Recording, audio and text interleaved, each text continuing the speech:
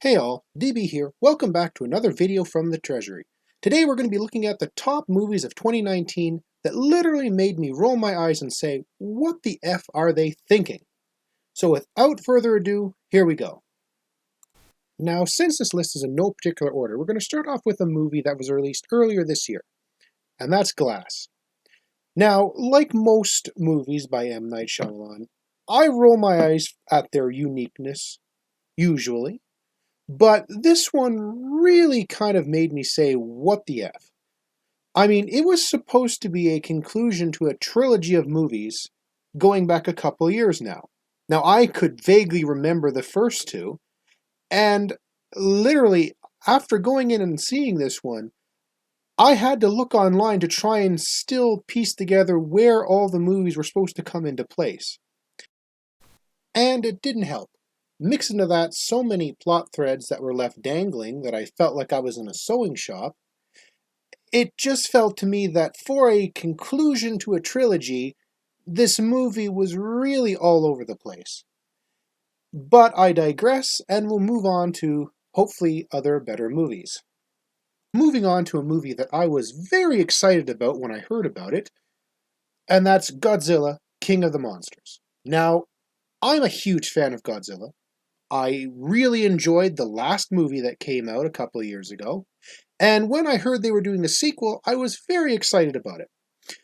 And so you may be wondering, well, why is it on this list? And it's because I read the plot. Now, I won't spoil too many details, but essentially the plot is we are destroying the planet as humans, and we're going to, for some inexplicable reason, wake up every giant monster that was in the Godzilla series to wipe us out in hopes that it brings some kind of balance. Now, to me, that's questionable logic at first, and I question as to, well, where does the Godzilla part fit into this whole strategy? Or is it just going to be a whole group of giant animatronic CG monsters randomly on screen destroying stuff? And so that had me worried as to how are they going to develop that core Godzilla-like feeling into this? And literally, after watching the trailer, I rolled my eyes quite a bit during it because I still was hoping to see more actual, Godzilla-type content that's we've all known to expect from a Godzilla movie.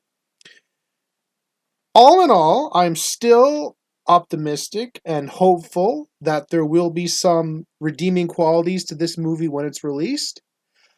And so I keep my fingers crossed with bated breath and hope for the best. Moving on from big monsters to little ones, we have the movie Ugly Dolls. Now, when I first saw the trailer for this movie, I did a lot of eye rolling for it. Because at its core, it's basically just another animated movie with a whole bunch of celebrities shoved into it to try and make money. Now, it sure has a good value system to it. It's supposed to represent, underlying core values about differences and everything else like that. But I feel like these movies are almost photocopied out every year. And while these movies may be great for a little kid to see, and enjoy an afternoon, I'd still like to see them break the cycle of just randomly shoving as many celebrities into an animated film as they can, just to get some more people to watch it. That's all I'm saying. And while we're on the topic of kids' movies, let's talk about another one, Dumbo. Now, I'm calling this Disney's live-action year because they have 3 live-action movies coming out. But Dumbo was the one that really made me roll my eyes and say, what the F? It was never my favorite movie growing up as a kid. I always felt sorry for the animals, and we'll ignore the whole underlying, situation animals had for those type of places. But to me, the trailer, after looking at it, was just so sad. I mean, looking at parts of this trailer, it made me not want to go see it just for that. And I know there's a happy ending to Dumbo, and I know there's, it's for the kids and everything else like that. But I literally wanted to go watch a Batman movie just to feel happier after watching that trailer. And that's saying a lot as to if I had children, would I want to take them to this movie? And I have to question myself as to if I would.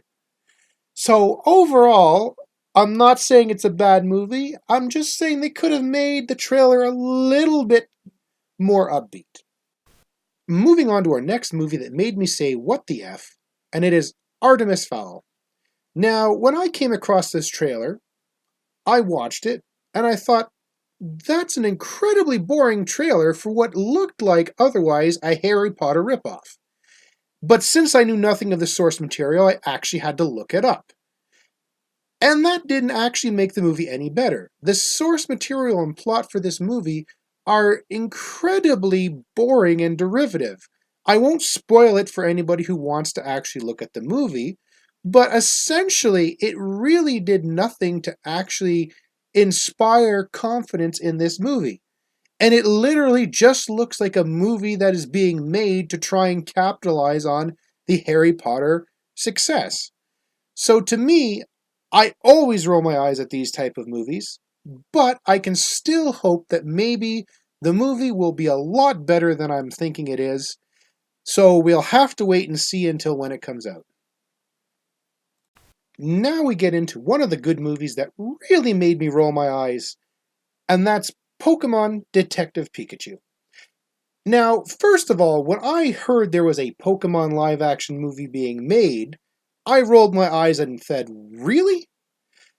Then I looked at the actual trailers and looked at the plot for the upcoming movie.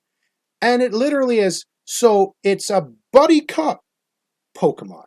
And I'm like, okay, roll my eyes again.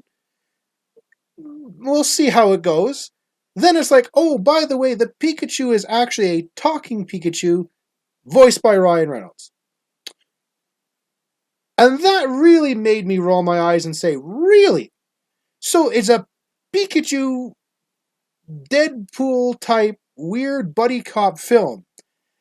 And after looking at the trailer, I was like, wow, this movie reminds me a lot of Ted in terms of the animation and graphics and everything else like that.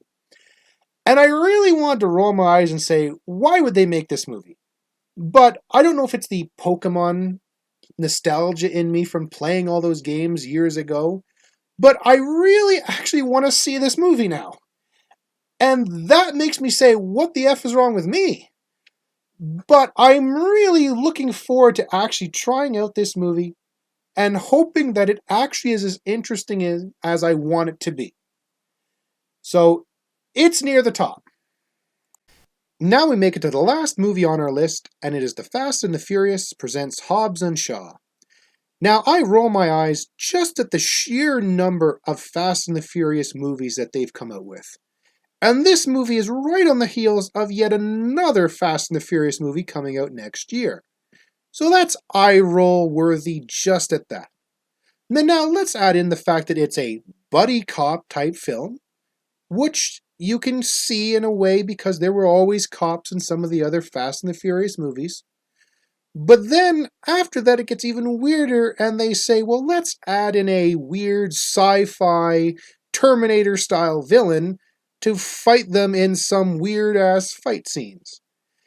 Mix into that the usual amount of random cars doing things that they probably aren't designed to do or that defy the laws of physics in certain cases.